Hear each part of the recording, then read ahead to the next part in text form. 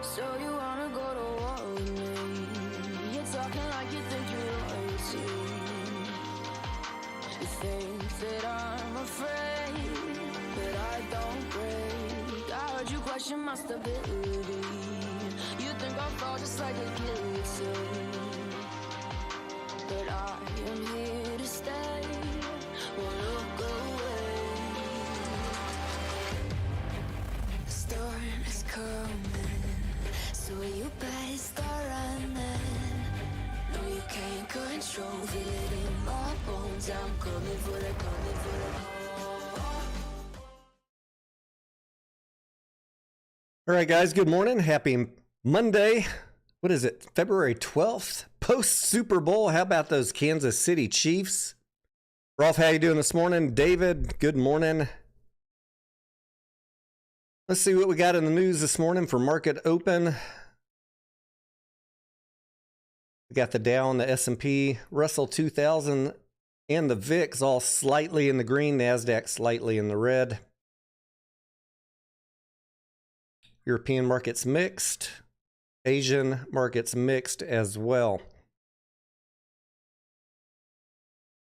Microsoft's AI growth is helping its cloud business weaken Amazon's lead. I'm trying to see if there's any articles that interest me here this morning.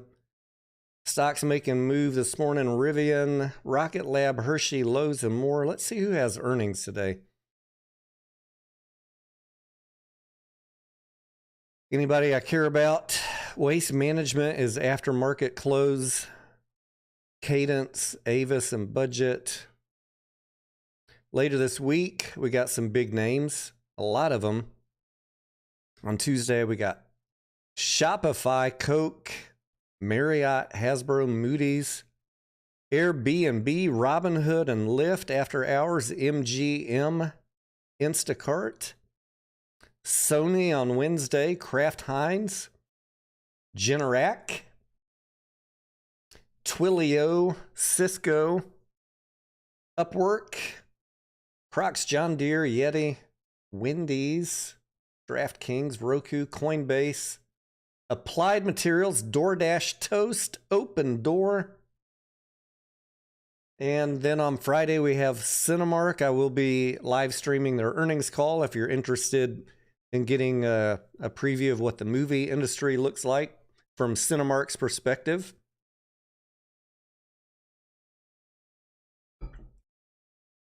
That's a snapshot of our earnings for this week.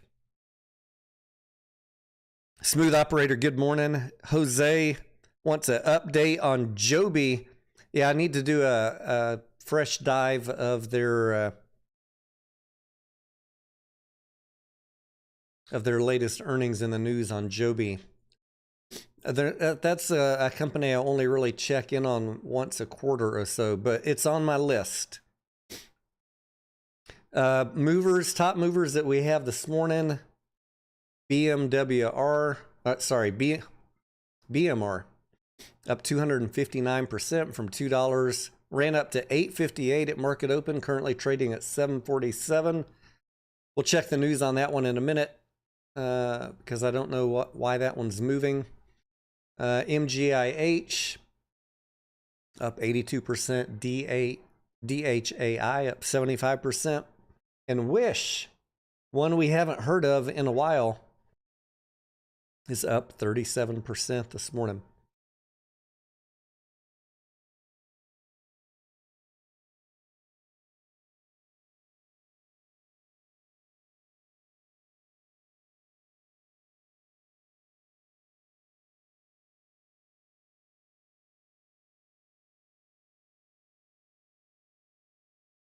Hang on for me 1 second, guys.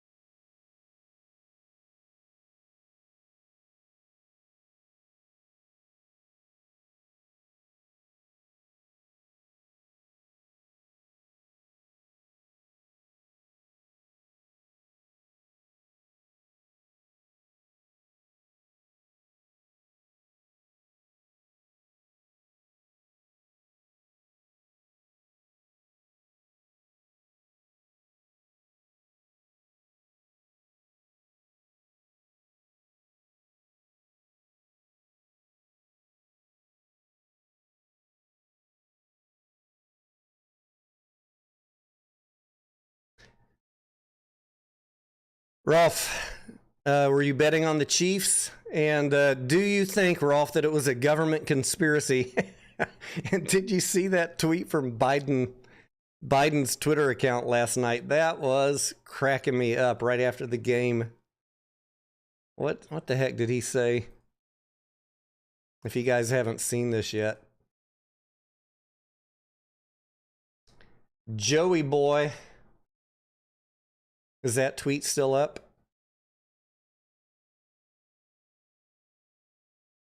Did they take it down?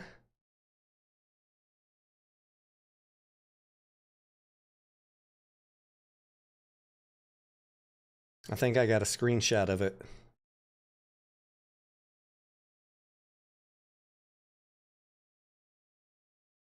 Just like we drew it up. This was a real tweet from Joe Biden's account last night after the game.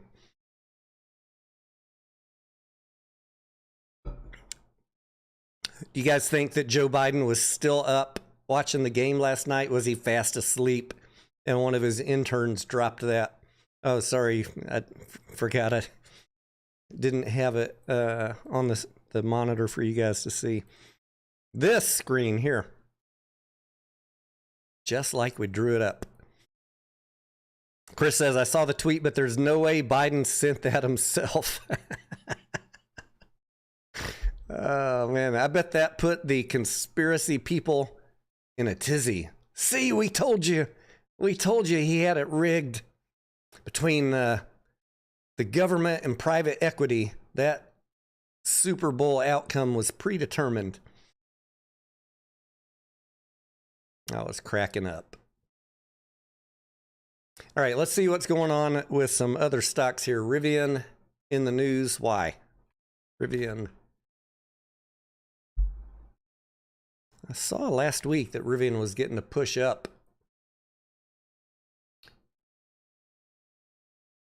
Downgrade. Ah, okay. Who downgraded them? Barclays, Dan Levy downgraded Rivian to the equivalent of hold from buy with a price target of $16. All right, so that's about where it's headed right now, trading at $16.30.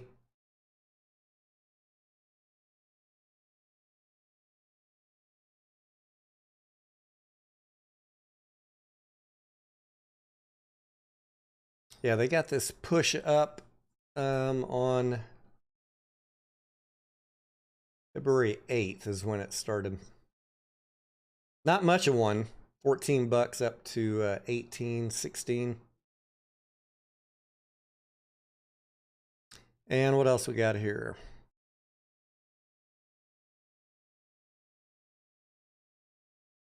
Gilead to acquire Sema Bay for $4.3 billion. I know Gilead. I don't know anything about Sema Bay or Sima Bay, however you say it.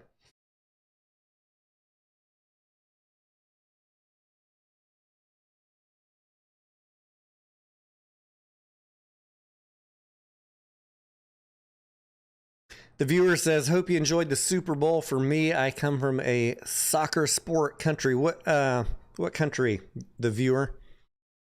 I grew up playing soccer, so I'm more of a soccer fan than football, but I always make time to watch the big games. I didn't really have an outcome that I cared about in the Super Bowl. I just watch it for fun and for the commercials, but I was not really impressed with the commercial game this year. Did you guys know that there were about 6 different movies that had commercials in the Super Bowl, though? Upcoming movies, that's good. I saw a couple of EV car companies that had commercials.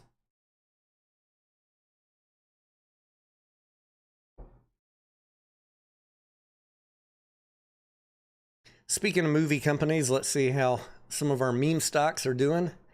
AMC up 2.5%, 448.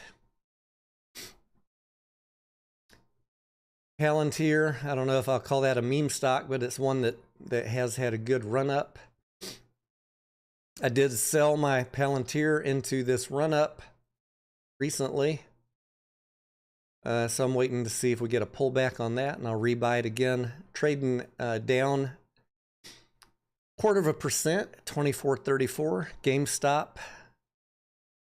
is at 14.94. Why does this chart look funky? There we go. And the SPY is just barely in the green. 451 on AMC now. Ross said he had $5 on the Chiefs. I saw that Matt Kors had bet on the 49ers. For whatever reason, that popped up in my Twitter feed yesterday. I think almost a $7,000 bet. So I guess he was not happy with the outcome last night.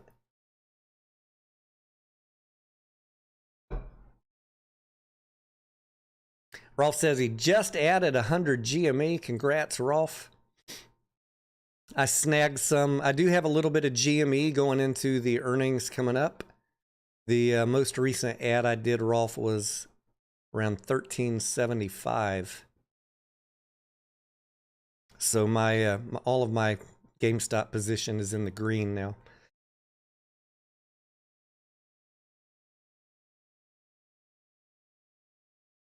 And I don't think we have a date yet for GameStop, but they just finished their quarter, end of January, so a couple months. We'll see how they did. But I'm expecting some green between now and then, unless the market crashes on us. Rolf, I know you're a big GameStop guy, right? Why would anyone bet against Patrick Mahomes? Man, he came in clutch there at the end. Cool as a cucumber, huh, Rolf? I'll say this, at least the game was interesting. I mean, they kept the game close. I thought it was going to be a runaway in the beginning when San Francisco was ahead, but the Chiefs came back and they made the second half interesting. So even though, whichever side you were on, I think it was an interesting game. And from my perspective, I don't recall a bunch of questionable ref decisions. So I don't think there's a whole lot to complain about.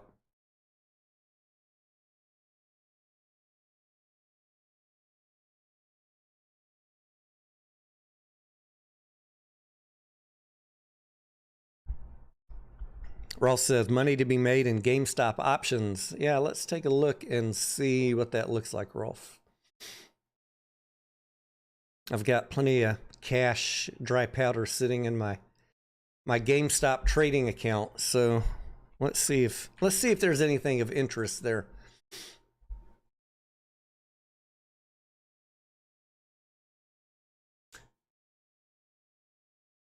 Let's see. Their earnings are usually when?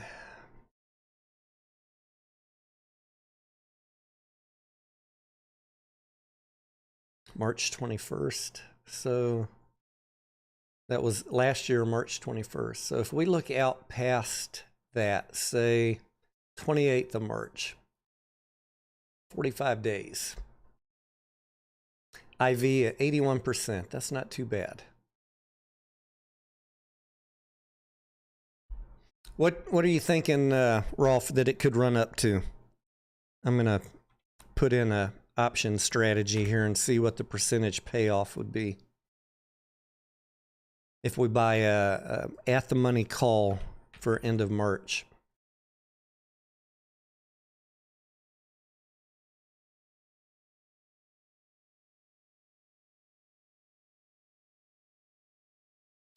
Long call, 45 days, cost you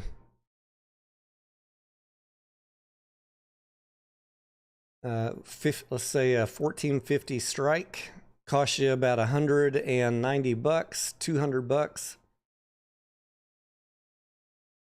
Wait a second. Yeah, call. Something's not matching here on my option builder.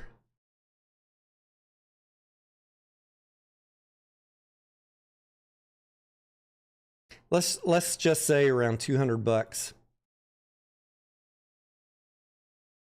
Steven says $20 to $26. Big numbers there, Steven. If it goes to $20, let's go with the low estimate from Steven. That's 188% roughly payout, depending on what price we end up getting that $14.50 call at. That's not too bad. $26 would pay you 500%.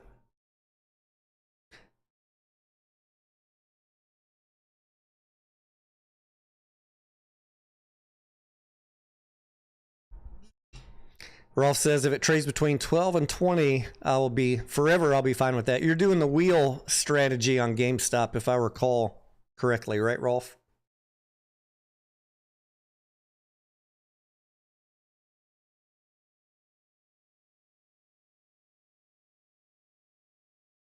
And if you are, let me ask this, because I'm as I recall, you have a pretty big position on GameStop. What are you like? If you were looking, I don't know if you're selling covered calls, but if you are, let's talk through this for the folks that are not familiar with doing this. Are you selling weekly covered calls so you can manage your risk every week, or are you selling them out 2 or 4 weeks? And what strike price are you targeting to minimize your risk, or a price where you'd be willing to let them go at?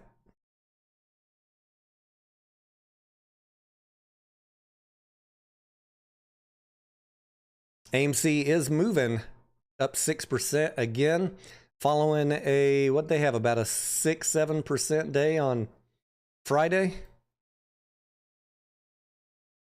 Almost time for me to sell some covered calls on my AMC position. Let's see what the IV is looking like on AMC while we're waiting on Rolf. I see his comment. Here we go. AMC options.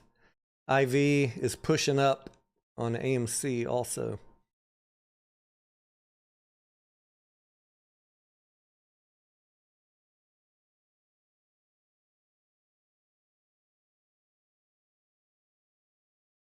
All right, Rolf says he sells weekly covered calls. That's what I expected, to make sure you not get exposed on some news, right, that's happening 30 days out. That's I like that strategy, Rolf. He sets the strike price above the dollar cost average. So for those of you not familiar with the wheel strategy, we talk about it from time to time here. We talk about it a lot in our Discord voice chat. That is, if you have a position of 100 shares or more, or especially a large position of a stock that is trading in a range, and you want to hold that stock, you can identify where you think it is going to top out at the end of the week. Or let's just start with that. You think, I don't think GameStop's going to go over $22 by this Friday. And you sell covered calls based on your position with a $22 strike, and you immediately can collect that income. And, the risk is if it pushes up past 22 and stays there at the end of the week, then they would exercise your call options and take your shares away from you at $22. So you got to have it at a price that you'd be willing to dump your shares. As Rolf was saying, he wants his strike price to be above his dollar cost average. So in the off chance that he read the chart incorrectly, made an incorrect guess about the maximum close at the end of the week, that it's at least above his cost average. So he makes a profit not only on selling the covered calls, but on getting out of his position. And then on any pullback, typically, if we're doing that strategy on a stock that we know well, on a pullback, we'll go back in and buy it on a dip. If you were to get called away on your shares.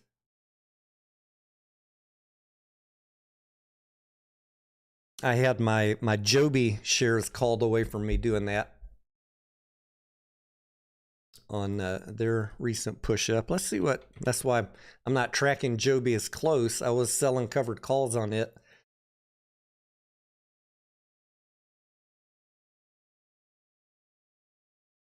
I think it was probably this push up here to 744 where I got my shares called away. Push back down to 552. I have not rebought, but it's pushing back up here over the last 3 days. So I'll probably wait it out. Wait for a pullback again into the low fives.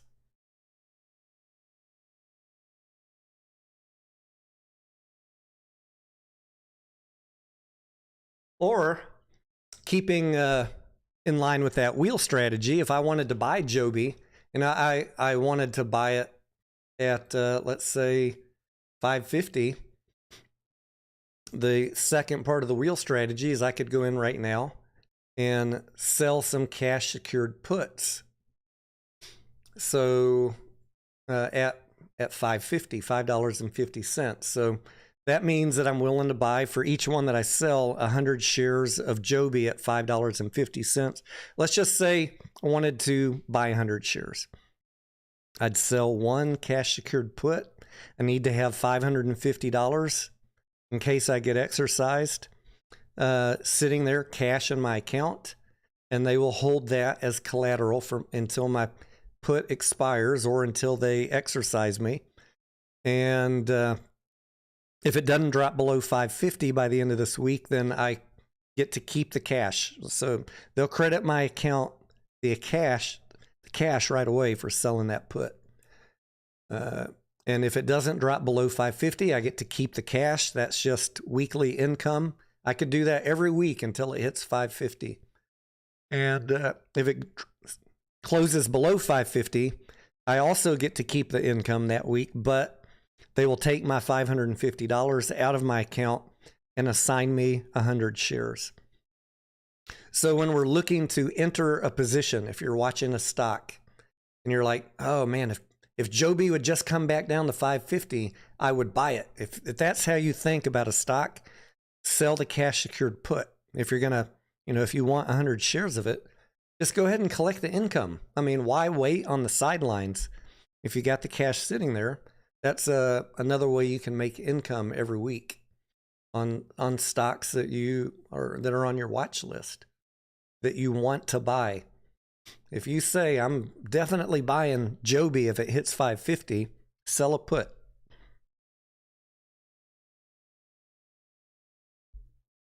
Gorilla Gardener, what's up, amigo?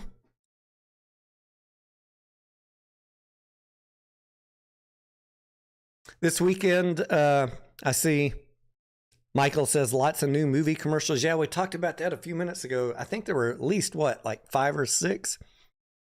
This weekend, I saw 2 movies. I saw Dune 1 in IMAX. And confession, I never saw Dune in the movie theater in 2021. Mostly because I was nervous that they weren't going to make Dune 2. I didn't know what the reception for Dune 1 was going to be. And I would have been supremely irritated if it underperformed and I watched it and then they never made part 2. Now, I read the book when it came out. Well, I don't know if it was when it came out. I forget what year it came out. Was it 74? Dune book. Oh, 65. All right. So I didn't read it when it came out. I read it in the 80s. I was not alive in 65. Always been a fan of Dune, but I did watch it eventually, Dune 1 on Prime or Netflix, wherever you could see it, and I loved it. But I wanted to go back and experience it in IMAX, and so I did that on Saturday. The theater was almost full, which is good to see that people are going to see Dune in anticipation of Dune 2 coming out on March 1st. I think there's a premiere a couple days prior to that, but I'm not trying to go sit in a I went and looked on the premiere night. There was like one seat over here and one seat down here. I'll wait a couple days to watch Dune 2 to where I can get the exact seats that I want. The IMAX experience on Dune 1, if you haven't seen it in IMAX and you have an opportunity to, if there's an IMAX in your area, go do that before March 1st. Just a night and day difference from watching it at home on your TV. Can't even compare. And then there was a little preview, a couple seconds of Dune 2 after the movie. If you wait through all the credits, we get to hear from the director, hear about a little bit of his passion for the project, what was important for him in Dune 2, what he's bringing to us for Dune 2, and then a little sequence to watch. And then, so there's that. Go see that one before March 1st. And yesterday, early in the day, so I could be back in time for Super Bowl, I watched Out of Darkness, which is a smaller film. Let's pull up some Box Office Mojo and see how movies are doing. Out of Darkness is a prehistoric setting. It was filmed in Scotland. Just absolutely stunning scenery in this movie. I really felt like we were back in prehistoric times. And I don't know if y'all remember Clan of the Cave Bear. It was a book series, and then they made it into a film, I think with Daryl Hannah back in the 80s. And in that film, they don't speak English. They speak the grunting and the guttural Neanderthal type language. I know they weren't Neanderthal, but this movie is kind of the same way. Like, they don't speak English. It's caveman language, whatever prehistoric language they spoke. And there were subtitles so that you knew what they were saying. And Out of Darkness, I think they had just basically, this clan of 6 people had left Europe and rowed a boat. We don't see this scene, but they kind of tell the story. They had rowed a boat over to what is now the UK, because they talked about a journey across the ocean west, and they landed in this land. And since it was filmed in Scotland, I'm assuming that was the journey they were talking about. I don't think that the cavemen could have done a cross-Atlantic journey. They were starving. They were cold. It was windy. And on top of that, they got to deal with the wild. All you got is a camp light, your campfire. And a lot of this movie is set in the dark, at night, in a forest, at night, out exposed. And you get this drama of their fear of starving to death, fear of being isolated and alone. They're basically the only ones on this continent or island, whatever you want to call it, where they're at. And then they come across something sinister. I won't ruin it for you, but it is kind of a tense movie. It was better than I expected. So I think that one will be a treat for you if you go see it also.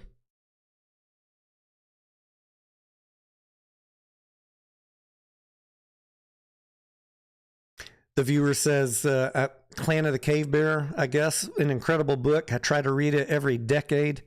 The film was okay. I remember seeing that movie back in the 80s. I was a big fan of the book. What, I forget, was it Jean Ault? Is that her name? A-U-L-T, the author? I read all of those books back in the 80s. Haven't come back to them since then. Michael says, when do you think they will let Tesla run again? Oh, good question, my friend. Let's pull it up. So here's our chart with Tesla with the fib levels. I did add a little bit of Tesla when it retested the 61% retracement last week. As to when they're going to let it run again, I don't know that I can tell you just yet. I should probably spend a couple days going through all of the updated analyst thoughts and the news and do a video for you guys on Tesla. But I will tell you that I did add some more last week. So we have if it holds above here, this is what I'm watching, around 185. So when it dipped below that, that was a buy signal for me, not a load the boat signal, but to add to my position. I'm trying to accumulate Tesla this year as low as possible. I'd love to buy it at 154. I'd love to buy it below 115. A complete retracement. I'd love to. The last time I added it was back here when it dropped to 100, and I sold in this run up. So I'm in reaccumulate mode right now. I'd love to buy Tesla at 100 again, but so I don't have I'm not in a position where I'm telling you that I'm trying to load the boat on Tesla and I hope it only goes up from here. I actually hope it pulls back a lot more because I'd like to accumulate more. That's where I'm at. But we'll just have to see. We'll have to see. Jeffrey, good morning.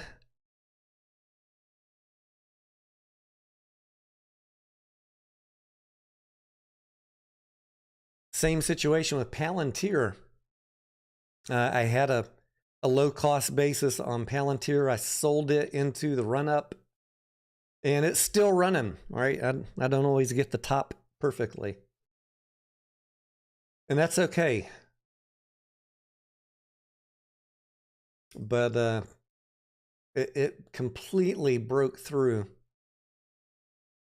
the previous highs, and it may stay up here for a while. May keep going for a while.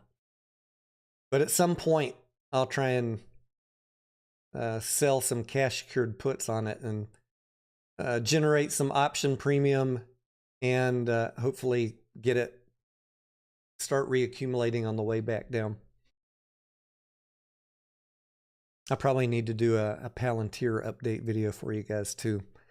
And it's not just me doing a video for you. That's me like going back through. I spend half a day or a day going back through every shred of news and filings that I can find. There's so many companies that we're watching. You know, I keep up with headlines, keep up with analyst upgrades, things like that. But as far as reading through filings, reading through other analysts' thoughts, I'm not doing that on all of these stocks every day. Only when I'm really ready to make a buying decision.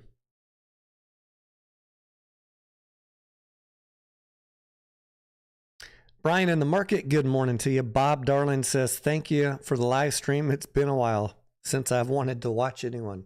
Same with me, Bob.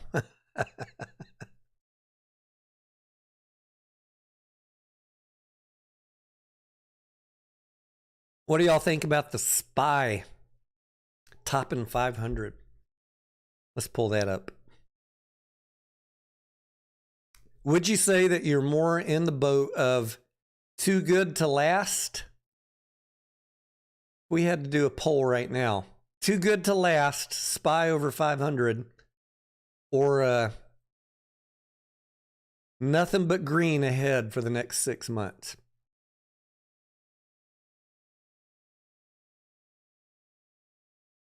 Let's see, I have my blue line drawn here, which is kind of along the slope. We're still, since 2020, we've been well above the normal slope of the SPY. We retested right down here back in October of 2022.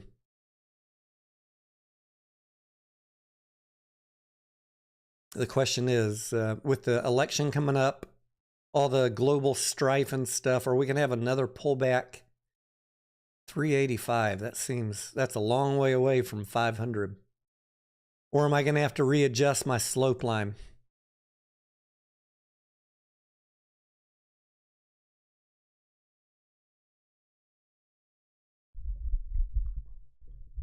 Steven says, Pal did it. He saved us all.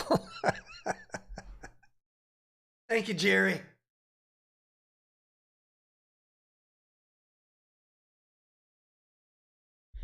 Let's see how some of our blue chips are doing this morning.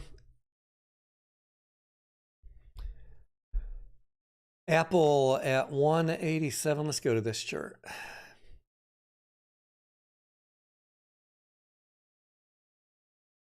Apple holding near all-time highs. Amazon retracing back up to test its all-time high. Boeing around 208. Citigroup 53. Let's see about Budweiser. I haven't looked at it since about August of last year.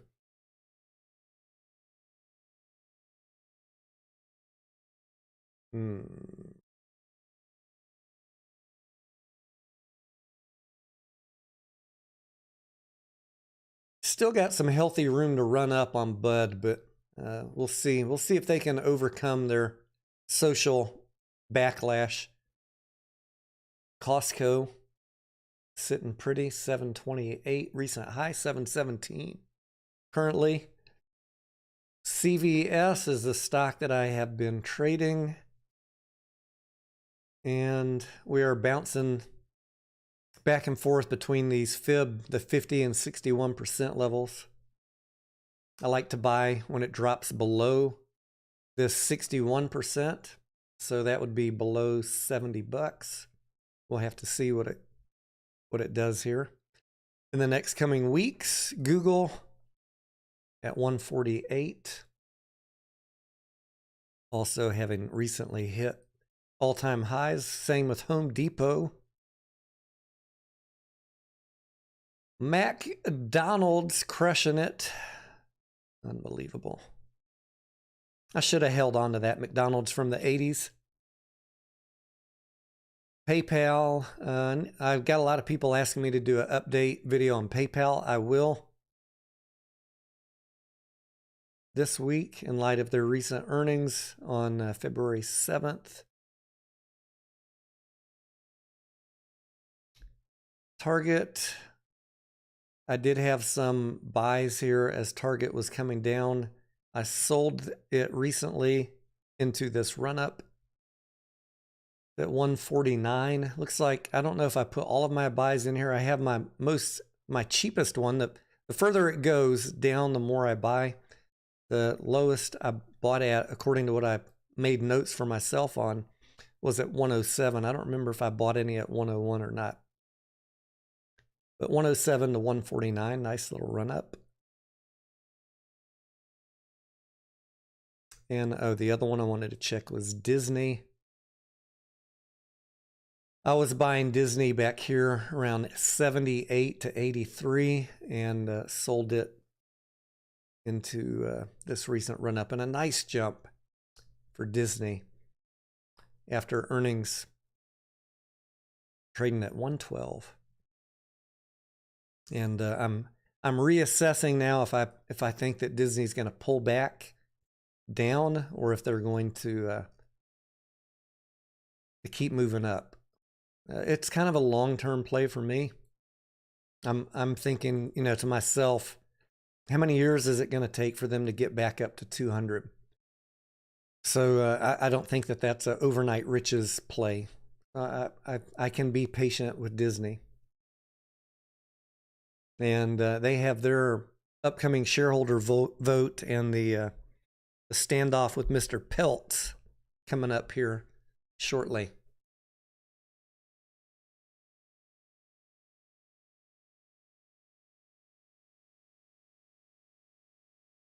Rolf says we need to take some time and create an AI strategy. Hey, Rolf, feel free to reach out. Let's create an AI playlist. I don't have one. Not playlist, but watch list. I don't think I have one. I got our which companies hired Share Intel. I've got about 30 companies on that list. It's pretty bad, guys. With the exception of one or two, every company that has hired West Christian or Share Intel has pretty much all been decimated. So I'm not the biggest fan of companies that do that, because it has been meaningless for most of them. We've got our bank watch list, blue chips, and EVs. What else we got? Failed retail pumps over the last couple years. I think a lot on this list probably are delisted. It's like a trash bin of retail stocks in this list. I just keep it to remember the good old days when some of these stocks had a chance. We got our junior mining companies. I'm going to be doing some videos for you guys on these, mainly because I know most of my viewers have some level of interest or hate for Hycroft, and I want to do for myself some comparisons to similar junior mining companies. If we look at a basket of junior mining companies, not just at Hycroft, who's actually doing good? Or are they all doing bad like Hycroft? Let's scan through that real quick. We got CMCL. It's been holding flat for the last 2 years. Dakota Gold Corp just doing nothing but diving. $8.47 down to $1.90. GAU mostly down, a little bit of a run up here in February. We have Gold Resource. Same situation as Hycroft, just crashing. Hycroft obviously crashing. A lot of these charts look alike. NGD crashing. PZG, I'm just, for myself, when I'm thinking, oh, Hycroft sucks. Well, let's compare it to similar companies. It looks like most of them have been going down. These troubled, maybe not yet mining, junior mining companies. How does the whole basket look? Just, so we can level set our expectations. VGZ, $2 down to 39 cents. So we'll talk about that a little more. Got our Chinese stocks, EV air companies. Yeah, we need to create an AI watch list, Rolf.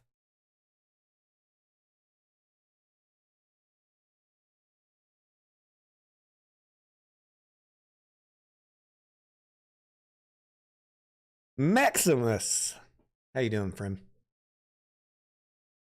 W. Hobbs says, thoughts on Walmart with their 3-for-1 split coming up. I have not been keeping an eye on Walmart. And so I didn't know that they had a split coming up. Let's look. I'm sure based on this price action, we don't even need to look at the financials. But let's just do it anyways.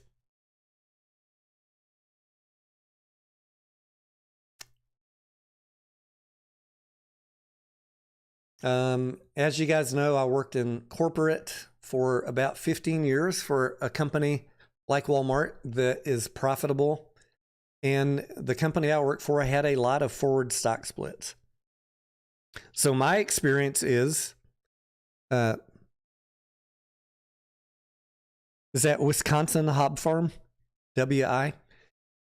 My experience is if you're dealing with a company that's growing, that's profitable, that has positive forward outlook, that a forward stock split is bullish. I don't think, based on what I'm seeing here with Walmart, that it's going to slow them down one bit. So I would be generally bullish about owning Walmart into a forward stock split. Makes it more affordable for your average retail investor that maybe doesn't want to pay $170 a share. And contrast that to something like GameStop, which did the forward stock split and then came down because GameStop is not a massively profitable company with generally positive market sentiment. I know that there's a segment of us that have high hopes for GameStop and that are positive about it, but let's be honest, the general market consensus institutionally is not positive for GameStop. That's why it's down where it's at. So why did GameStop fall? Because of that. It was getting overpriced into the run-up for that split. So going back to Walmart, I think it will continue the general trend up unless something changes in the general U.S. economy. That forward stock split on Walmart should be fine to buy into, whether you're buying now or after.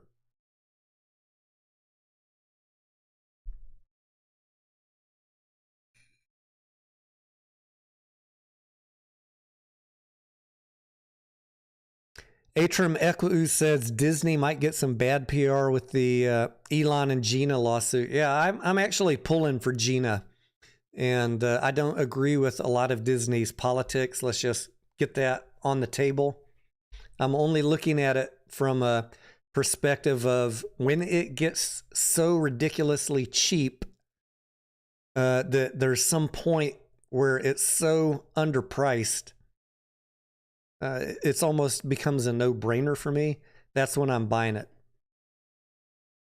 And because I'm looking at it, if you've watched my Disney videos, including the recent one, I'm looking at it as like 5-year play. Over 5 years, I think that management will figure out that they can't keep up what they've been doing. They're slowly figuring it out, and they're getting activist investor pressure from Mr. Peltz and his institution.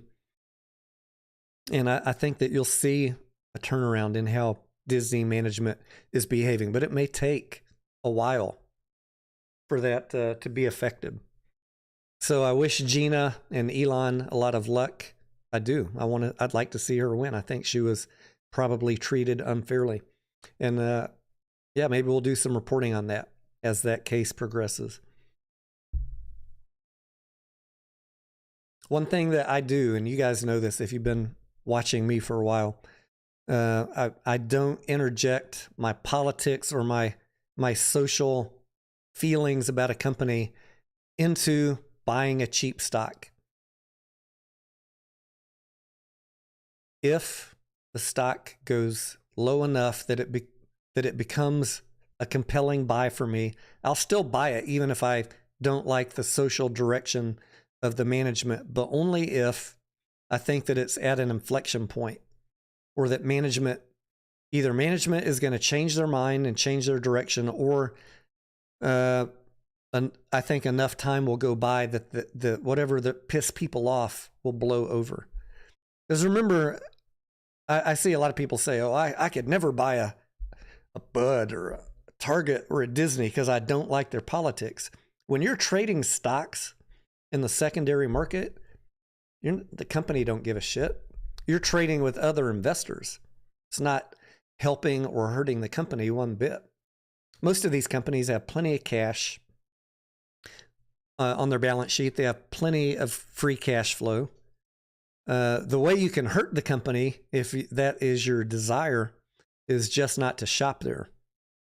Or, don't go on a Disney cruise. Don't go to a Disney park. Cancel your Disney Plus. Don't go to Target. Don't buy Bud products. But when it comes to the stock itself, trading in the secondary market, us buying it, that is meaningless to the company, how low the price goes. You're not helping or hurting them by selling your stock or avoiding buying it. I was joking with someone the other day, like a $100 bill is on the ground and a liberal dropped it. If you're conservative, are you going to not pick it up because the liberal dropped it? Same thing with buying a Disney.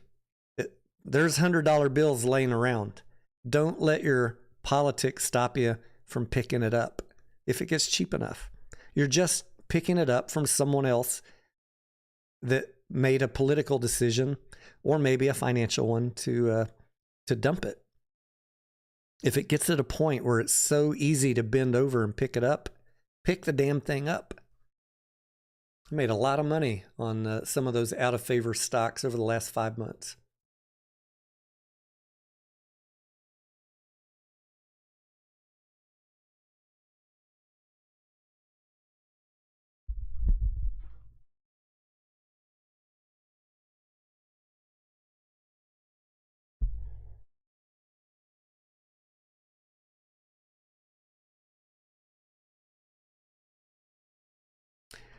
Atrum Equius says, didn't Elon also go to a Disney event and make a comment about he's looking for a company to buy with him back in Gina's suit? Maybe the hope is Discovery causes the stock to take a hit.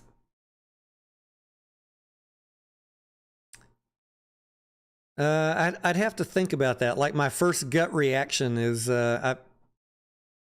I don't know. I mean, what kind of discovery are you thinking? I think if we're prosecuting that type of case, the discovery is going to go into, was there any email exchanges targeting her because of her politics, right? That's not going to go into the books or the financials. So if we're just talking about, was there any management emails, management sentiment targeting her for her politics, there very well could have been. And if they can prove that, then she gets a nice fat award and we move on. I'm going to refill my coffee and we'll continue that conversation. What kind of discovery are you thinking?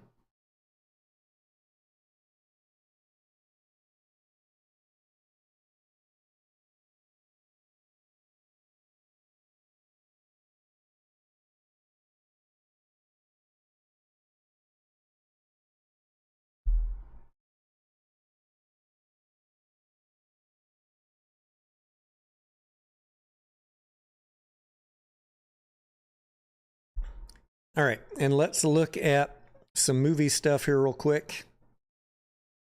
We are halfway through the Q1. If you're holding AMC, Cinemark, IMAX, halfway through Q1 at 600 million. And, you know, at a bare minimum, I'd like to see 1.8 billion for Q1. We got 6 weeks to do 1.2 billion. That is a huge number. I mean, I don't know if it's doable, and that's I was worried about Q4. I was even more worried about Q1 with the actors and writers strike, lack of movies in Q1, generally a slow quarter anyways. I think this, I got a lot of hopes pinned on Bob Marley and Dune, but we got 6 weeks to get her done, and I don't know. What was the total box office on Dune 1?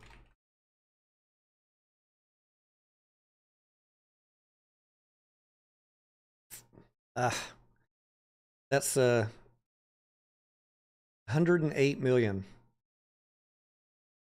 That's not going to save us. Even Dune 2 is not going to save us.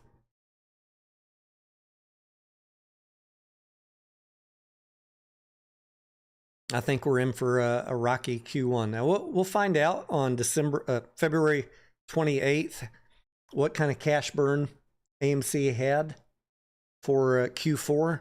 And my expectation right now, unless something changes, my expectation right now is that Q1 is going to be even worse. So if you're wondering what's going on with the stock price, why is it around $4? Because the market is factoring in expected poor performance for Q1 and expected poor performance for Q4 and expected worse performance for Q1. That's why we're at where we're at.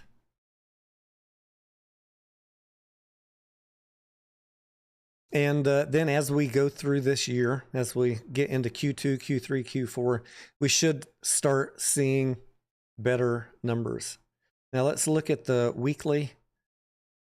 Shoot, I don't have the latest numbers. How about weekend? 30 million for the 9th through 11th. Wait.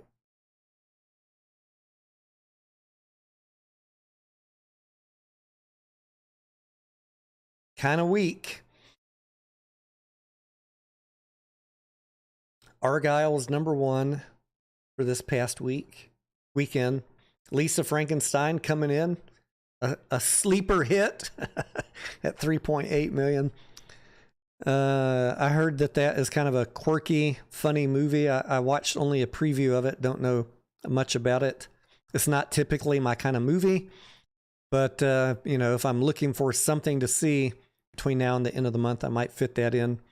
I think I'm going to take my wife to see Anyone But You, the Valentine's edition, our little Valentine date, either tonight or tomorrow, whichever she wants to do. She has to work on Wednesday, which is Valentine's Day, gentlemen. So we can't do it on that day. We'll have to do a pre-Valentine's. But they have a Anyone But You Valentine's edition. They've re-released it or extended it. And they say there's some bonus content. I don't know what that means. But if you haven't seen Anyone But You, it's kind of a rom-com. It's done very well, 170 million worldwide. And I did go see it one afternoon by myself, and I immediately said, one day when my wife was working, that I need to take her to this movie because she would love it. That's really her type of movie, the rom-com. I just went because, Sydney Sweeney.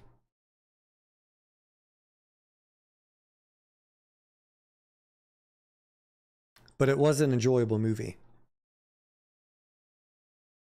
And if you want a date night movie between now and Valentine's, that's a good one. The Beekeeper still holding strong at number 3. Wonka's still in there. I also saw that all of the Oscar movies. Is it the Oscar movies? I think it's the Oscars coming up, right? Oscars or Academy Awards. All of the movies that are up for some upcoming award, they are showing all of those. So if you've missed some, Poor Things, The Holdovers, you should be able to find those in your local area.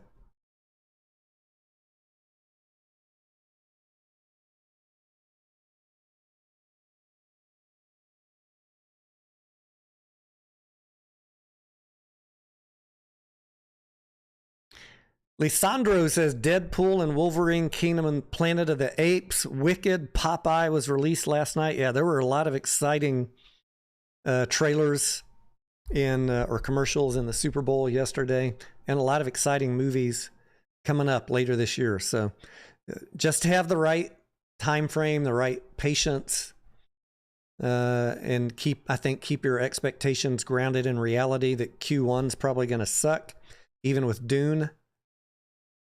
And, I do own some AMC around this price level. I did that knowing, as we've been talking for a long time, that Q4 and Q1 were going to suck.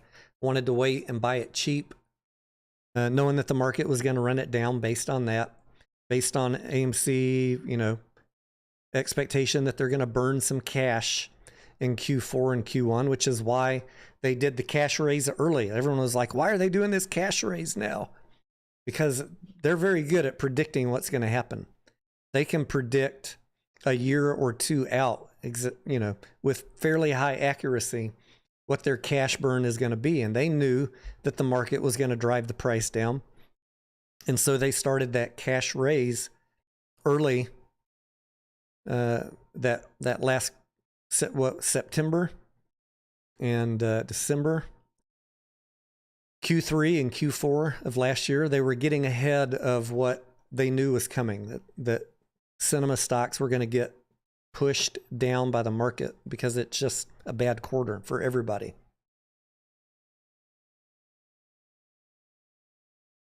So I have been buying in this range. My cheapest and largest position was added at around $4.20. Does that mean that, it couldn't go lower than 420? We already know that it did. I'm just zen with that because I know where the industry is. Could it go lower than that again? My main concern for AMC would be some unexpected additional dilution announcement. But in my probability analysis, I think that is a low probability. I'll get a chance to refresh my probability analysis when we see how Q4 came in.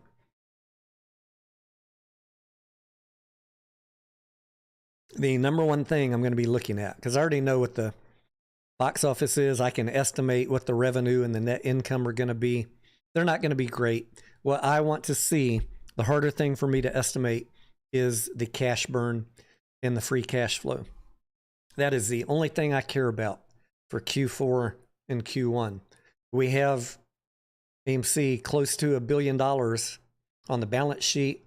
Is it going to last this year? That is the main thing I'm watching. And if I see that they're burning through it fast, I'm going to get more concerned about more dilution. If they're just burning through 125 million, then I feel a little more comfortable that maybe they'll try and squeak through the first half of this year and not doing another one. But as far as things that I'm worried about, that's the main thing I'm worried about. I'm not worried about a reverse split. I'm not worried about bankruptcy. I'm worried about them getting nervous that they need more cash. So I'm watching the cash position and the cash burn.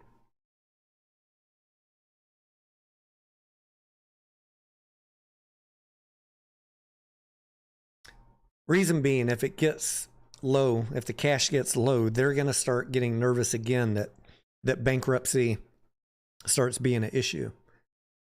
$1 billion on the balance sheet, you're not really worried about bankruptcy. But if you blow through half of it in 2 quarters, I'm not saying it's going to be that bad, but let's just say if you burn through half of it in 2 quarters, your AMC's financial guys, you're going to start saying, shit. Now what? Now what do we do? We're going to need another at least couple $100 million, $300 million to give us enough comfort cushion.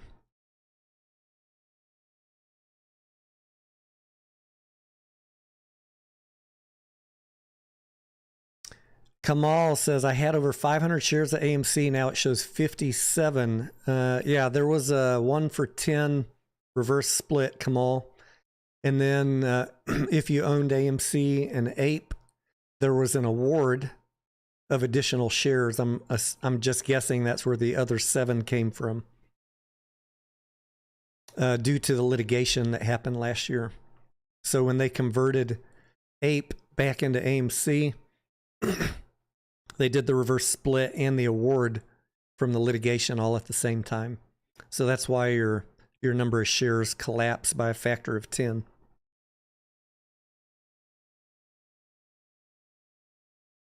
Sly says worst case he thinks for cash burn is 600 million, best case 300. You're right in my ballpark, Sly.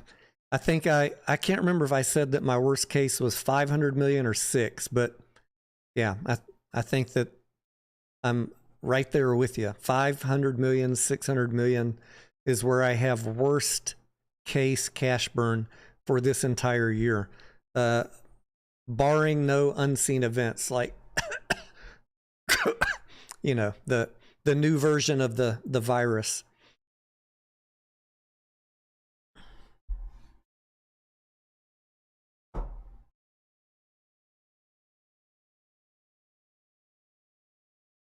And my hope is that they raised enough last year and the cash burn is low enough these 2 quarters, Q4 and Q1, because I think it'll get better after that, that we can squeak through this entire year without more dilution.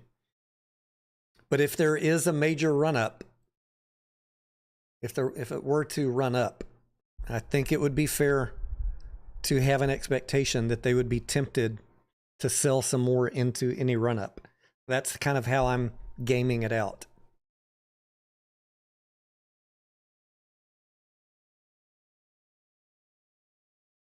And, all the traders that I talk to every day, we still talk about AMC, even though I'm not here with you guys every day.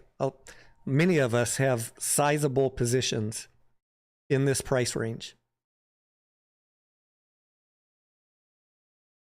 Not in the red. I'm in this price range. Some are in the red because some of them bought around 5 or 6, but we're expecting, and I don't know that this will happen, but we're expecting some run up between now and the end of Q1, a small run up. That's our upside gamble, a small run up before Q1, and we'll kind of decide what to do with anything we bought in the $4 or $5 range if that happens, to unload that into the Q1 run up and then wait for it to pull back, and the Q4 run up coming up here in a couple weeks. We'll wait for it to pull back after that and re-enter.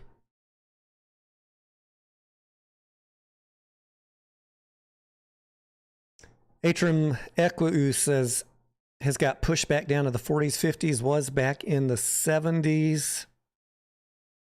What, are we talking about AMC or are we talking about a different stock?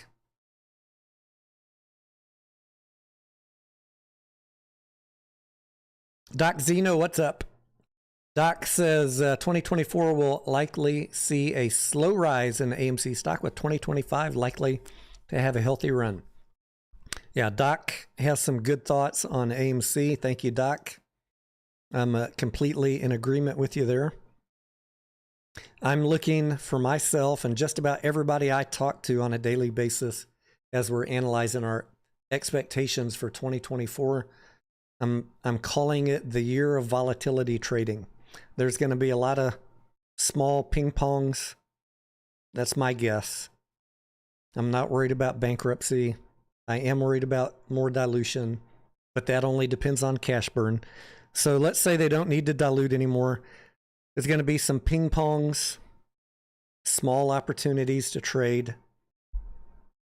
And then I think that ping ponging will tend to go up as we exit 2024, assuming that the quarters get better as we exit this year. And then some excitement starts building about the 2025 and 2026 being much better than either 2023 or 2024.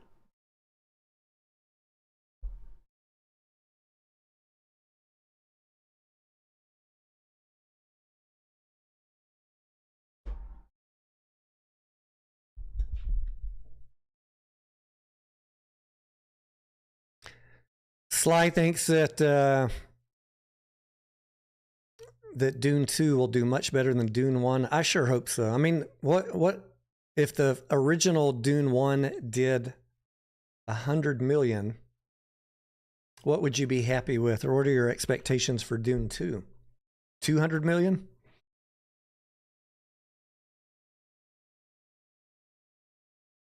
I know that so the domestic opening for Dune 1 back in 2021, and keep in mind, people were still, a lot of them weren't going to the movies in September of 2021.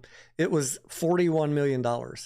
And already, I think the numbers I saw for Dune 2 is 65 million. So we're already above it by 50%. And total domestic box office was about 108 million for Dune 1, 400 million worldwide.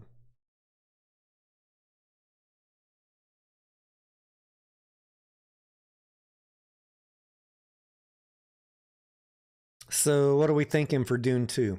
200 million domestic? I think that's reasonable. Being conservative on it.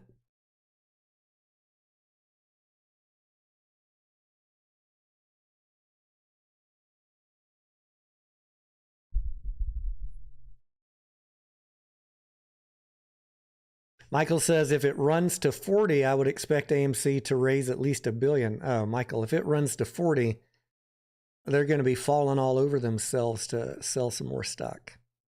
For sure.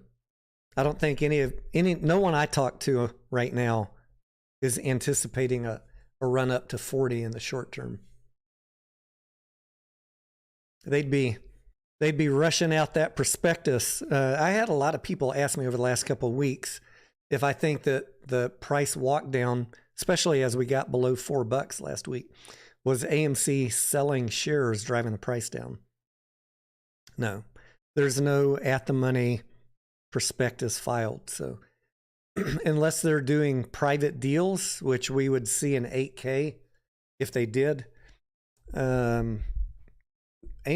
there's zero ability on a at the money offering, at the market offering, sorry, an ATM like the two that AMC did last year. They don't have the ability to do that right now without filing a new prospectus. So they're not selling. But there could be some negotiations going on with creditors, those that hold the bonds, to take some more shares off their hands in exchange for debt.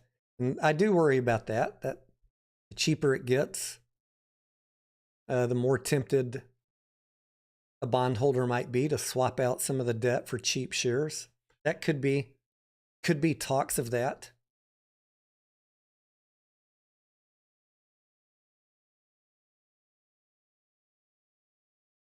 Just kind of like the Antara thing, right? Remember when it dropped to around 70, 65 cents? It was almost a no-brainer to swap out some of the debt for cheap shares, because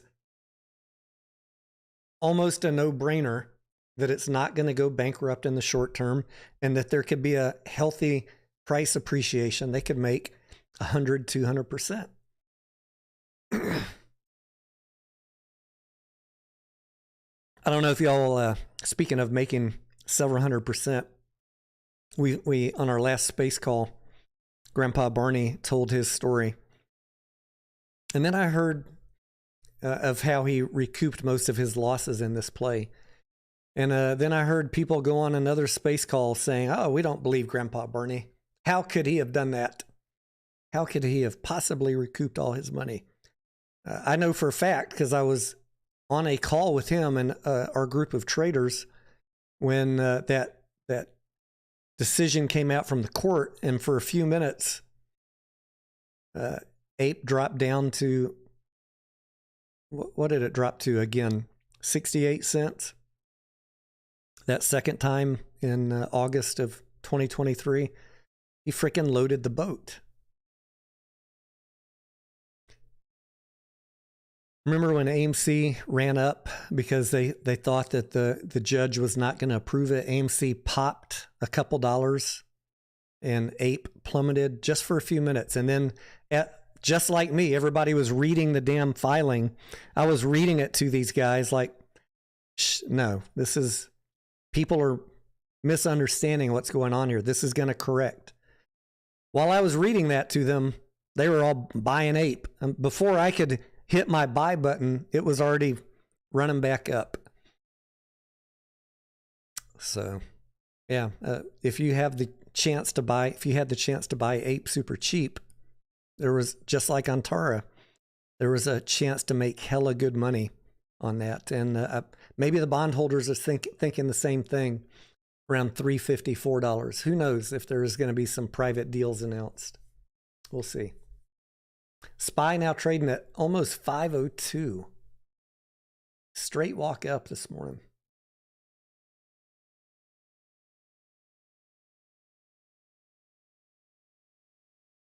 Okay, Atrum was talking about Hasbro. Gotcha.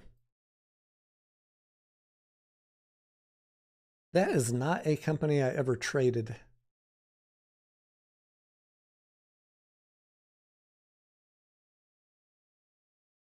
Not a bad return over 10 years. I'll add that one on my list of blue chip stocks to check into. Let's see what's going on here.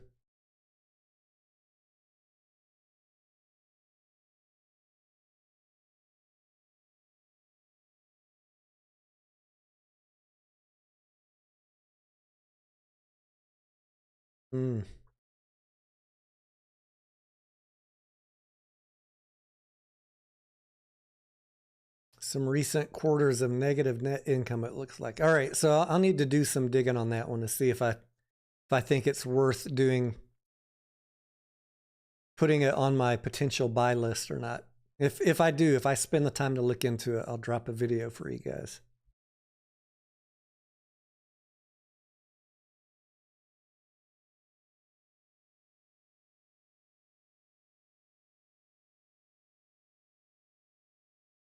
Andrew says he's hoping that AMC is up to at least $10 before earnings and holds. I would say, $10 is, I can't promise you it's going to hit $10 before earnings, but it's definitely in what I consider the set of possibilities, like an $8 to $10 range. I know that sounds like a big gap up in 10 days' time, and you're right. It's not a high probability outcome, but it's definitely in the set of possibilities.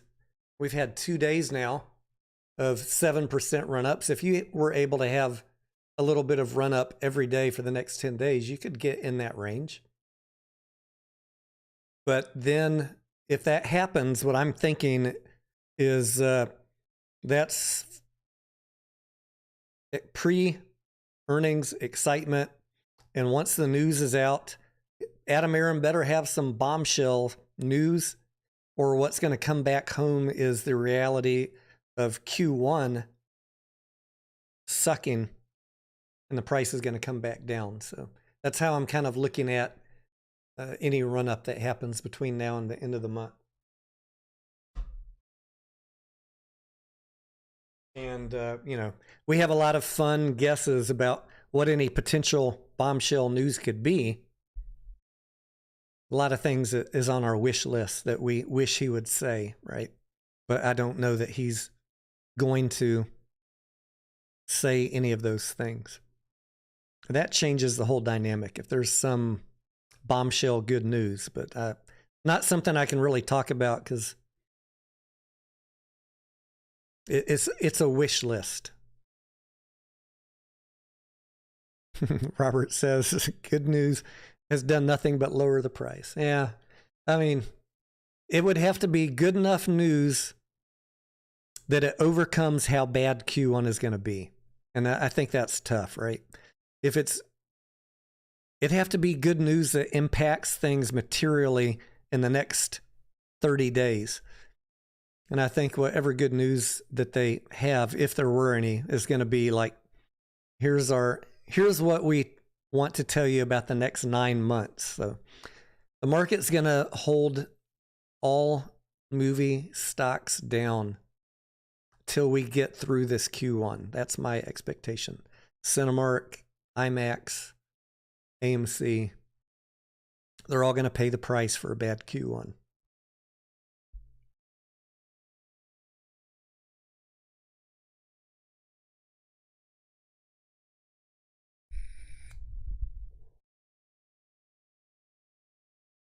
Sly says debt refinancing. All right, Sly wants to talk about the wish list. What's on your wish list? That's one of the ones on our wish list, right?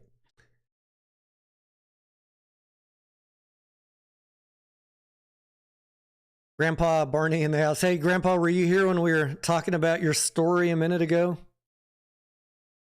I heard if you weren't, I heard a podcast, a space call, where they were taking your honor and your integrity and your honesty, Grandpa, throwing it in the gutter and curb stomping you. They said Grandpa Barney is lying. Now, guys, I can tell you, we could get a dozen people to file affidavits, and I'm sure Grandpa Barney has the trading records. He's not lying that he recovered most of his losses. I was there every step of the way in our Discord group talking to these guys about, for the last year, how bad down they were and how to freaking repair your position. And I know what steps they took. Not everybody in the Discord took those steps. Everybody made their own choice, but I know just about every damn trade that Grandpa Barney made because I talked to him every day, and we talked about how do we fucking erase our losses. All we did was follow the DD that we talked about all of last year. It's not any big secret how you could do it, but you had to be willing to step out of the mind meld you're in with the majority of folks that are just doing buy and hold. You had to step out of that mentality.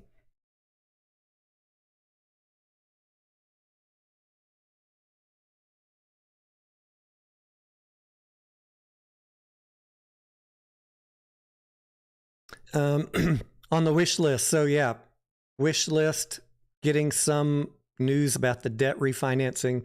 That's on the wish list, but I think we kind of think that news is probably not going to come out till the second half of this year. The other thing that I'm watching in the short term, and I expect news sometime between now and the 28th, is we need to see, this is almost a requirement, we need to see the debt covenant waivers extended for another year or two. So those expire, I think, end of March.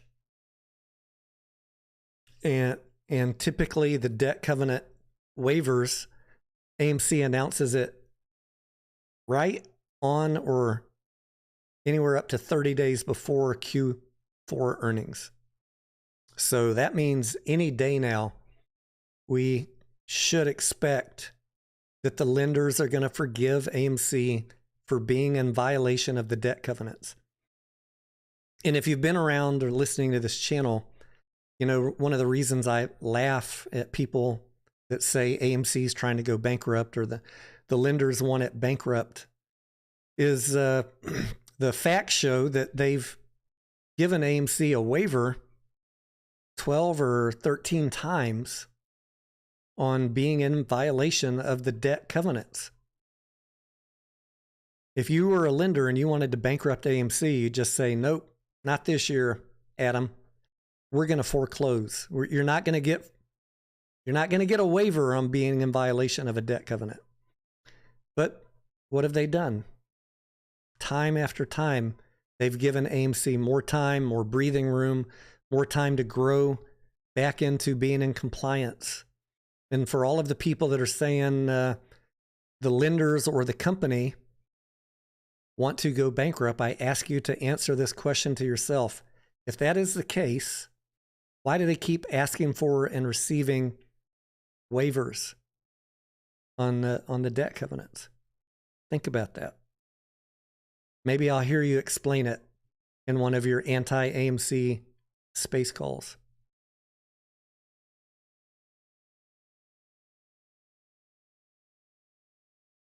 What it says to me, based on logic, is no one wants to see the company go bankrupt.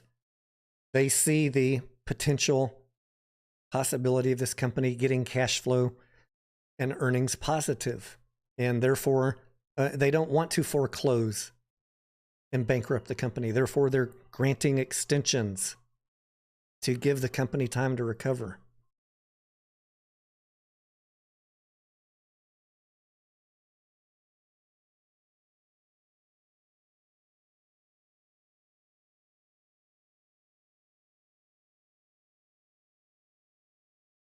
Grandpa says, so would it be a lie that after my buys this morning, I'm at 25,400 AMC? I don't think that would be a lie, Grandpa. Two averages, 420 and 720. Those people are clowns, Grandpa. On that same phone call where they were throwing your honor, integrity, and honesty into the gutter, Grandpa, saying they don't believe you. Look, Grandpa Barney is easy to talk to. Ask your questions in the chat if you don't believe him. Don't just go on a space call and trash somebody's reputation when you have never talked to that person. You don't know. I know because I talk to him every day. In Discord, on voice chats, on our trading group where we spend 8, 10, 12 hours a day dissecting everything about this play on a daily basis. On that same call where they threw you under the gutter, Grandpa, they said that I'm obviously paid by hedge funds to trash AMC. Where's that? Where's that?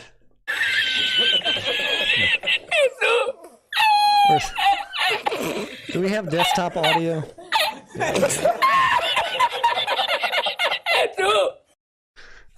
Grandpa, I want to put in a room the people on that call that said I'm paid by hedge funds to trash AMC. I want to put them in a room with the other lunatics who say every day that I'm paid by Adam Aaron. I'm paid to trash the company. I'm paid to pump the company. Neither one of them are right. I'm not paid by anybody, but I'd love to put these guys in a cage and let them battle it out and see who emerges victorious. It just amazes me how mentally unstable and conspiracy-minded the fringes of this community are.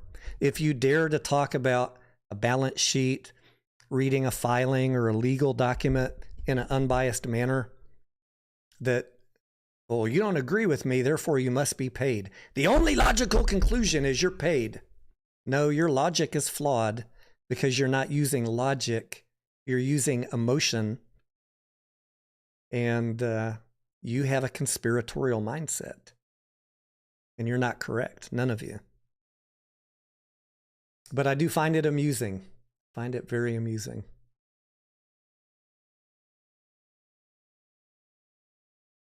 Maximus says, we are traders, not bag holders. Yeah. In the Discord, Maximus, as you know, there are people that are bag holders. All we did was talk about the DD over the last year, and then every day we talked about it, and everybody made up their own mind. Some decided to just hold through it. Some decided to add more ape.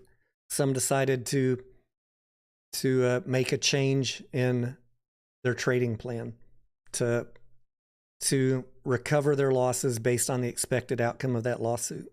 Everybody did their own thing. There's still bag holders in our Discord because we don't give instructions. We just share the DD, and then people make up their own mind. But the ones that followed the DD, talked about every day for the last year, were able to recoup most of their losses.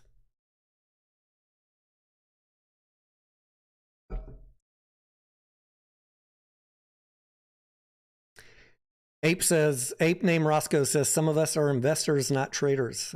I mean, I'm an investor too, but I want to invest at the lowest possible price.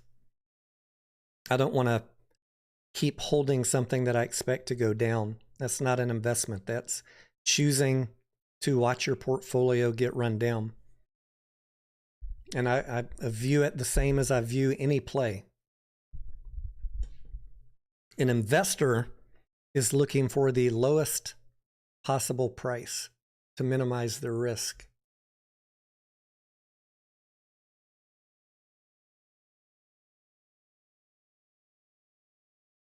Have I checked out WMC? I have not.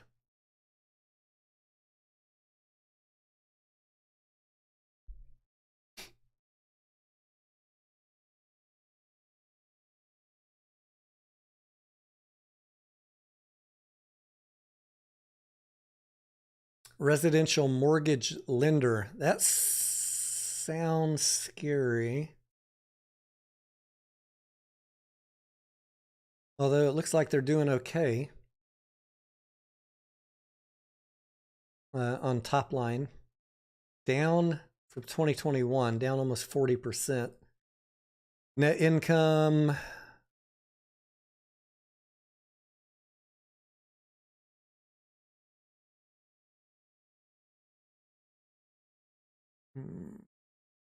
yeah, I don't know.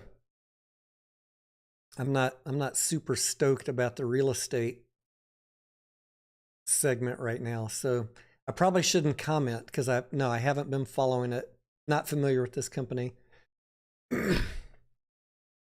Wholesale mortgage lender. So what's your, I mean, clearly it's gone up almost 90% since October. So something's working in their favor. How about if we go out a little further? Wow. I mean, you can't knock that, right? 259 up to 722. Maybe I should be paying more attention. I'm going to add that to my list to look into.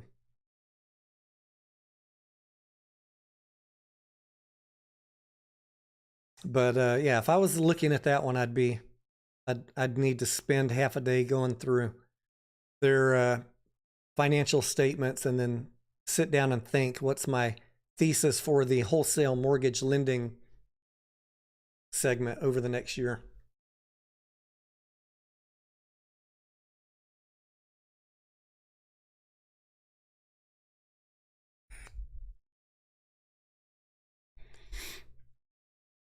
Anything Goes says, when are we going to do some e-commerce videos to help out with side gigs? I think now that, we're past the time of talking about AMC and GameStop every single day, that the beginning half of this year could be a good time to talk about that. And again, just at a high level, when we're talking about side gigs, I want you guys to be thinking about, what do you enjoy or what are you an expert at, and how can you monetize that in the most cost efficient manner possible, which gets us into that e-commerce topic, right? Where you're not having to buy a storefront, where you're not having to buy a warehouse or rent, where you're not having to pay employees, where you can operate it out of your house, and where you can, even more ideally, sell intellectual property, things that you create yourself one time that you can sell over and over and over again. So my e-commerce businesses include some of that, and some of them are inventory based. And obviously the one that has higher profit margins is the one where I do the work one time, put it out there, and just sell it over and over every day. So I want you to think in terms of that. And no, I don't have an Amazon drop shipping business or any of that stuff. Although I know people that make money doing that, but you seriously got to put some time and effort into doing those things.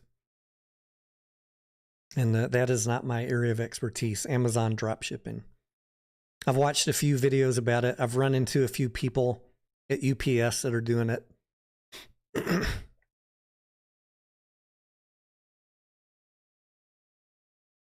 All right. Equus, I'll take a look at that one this week.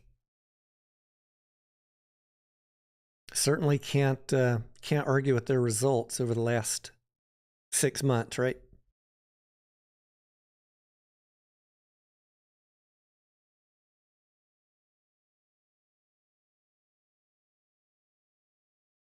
All right. I was planning on coming on this morning for about an hour. We've been going about 90 minutes just to say hi to you guys, to talk over a few things, see what was popping this morning. Let's see. on our daily runners, I should have bought some of this BMR this morning. BMR is up 700%. MGIH up 300%. There's still opportunities out there, guys, if you're looking for day trades. As we get back into doing these daily live streams, we're going to talk about some of these as I buy them, and hopefully you're being successful and able to buy some of these too. It's been hit or miss with a lot of these day trades. You know, you got to be up really early, and a lot of them are just popping off in pre-market, and then they crash when the market opens.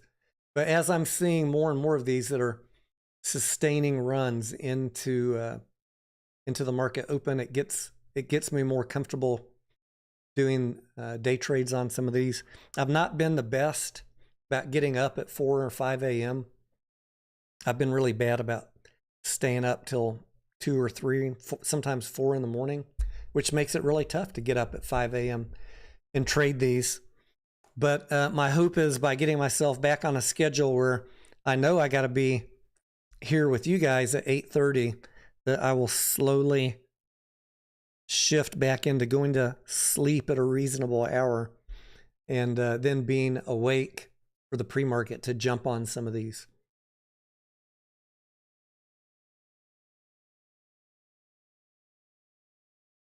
The viewer, no, I have not done a Palantir update. I did sell my Palantir into the recent run-up, so now I'm at the point where I want to do an update, and I'll get that done for you guys this week, because when I do the work for myself, I'll share my thoughts with you, and we'll see what conclusion that leads me to.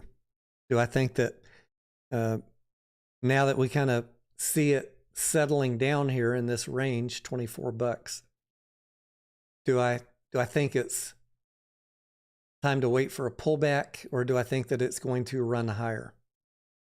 Let me check what the analysts have their price targets on Palantir at.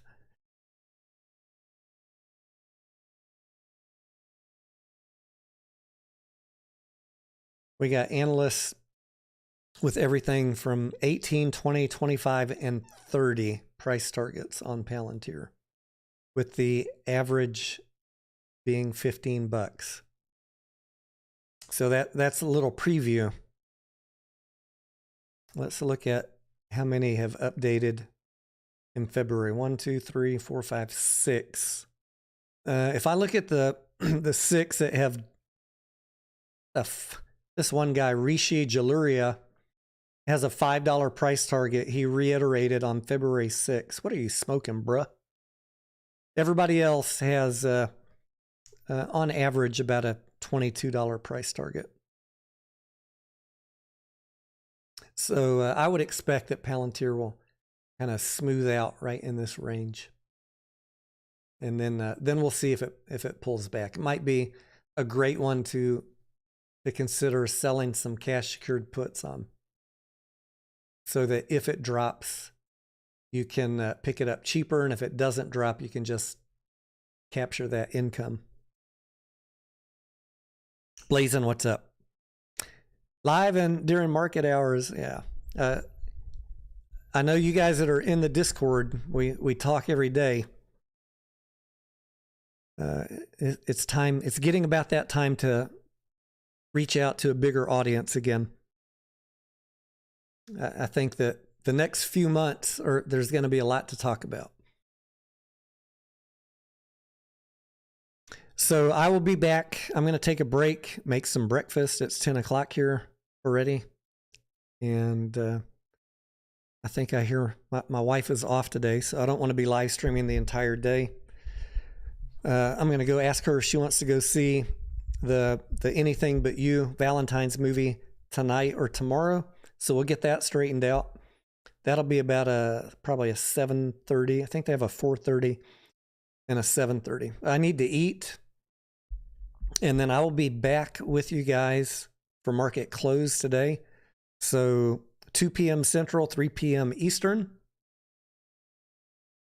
So come back and check us out, and we'll talk about what all happened during the day today, what other news popped off, and if there's any interesting earnings to talk about as the market closes, we'll go a little bit past market close and hang out and look at those.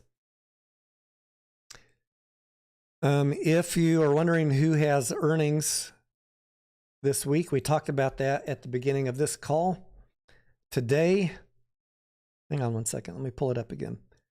Today, after hours, we have Waste Management, Cadence, Avis, and Budget. Those are maybe the only three that I'm interested in. And I'm not in any of those plays, but just kind of to get an idea how the big guys are doing. Tomorrow's a big day for earnings, both before market and after close. Shopify, Coke, Marriott, Hasbro, Moody's, Airbnb, AutoNation, Robinhood, Lyft, MGM, Zillow. So yeah.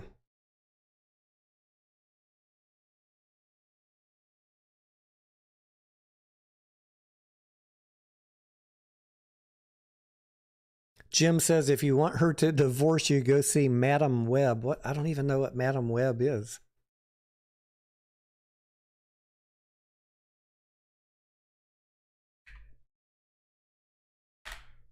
Let's see what we got here. Another Sydney Sweeney movie. Madam Web is a clairvoyant and precognitive mutant who first appears to help Spider-Man find a kidnapping victim. Oh, yeah. I do remember seeing some Sydney Sweeney interviews where she was talking about, I didn't want to be in this movie unless I could hang upside down.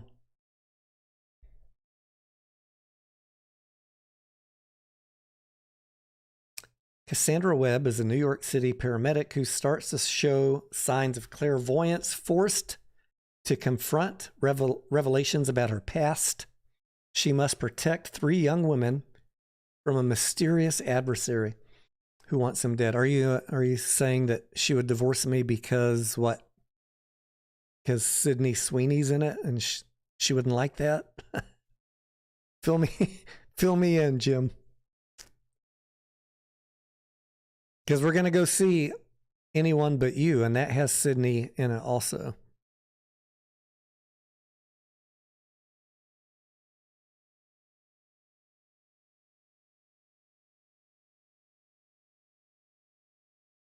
JetBlue announcement, new CEO and new industry veterans to run the airline on time and profitably. All right, I got to read about that.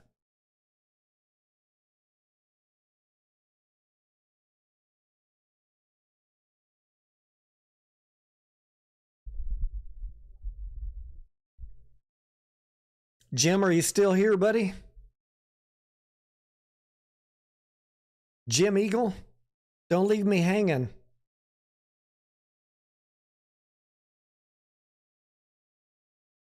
Why should I be worried about Madam Web?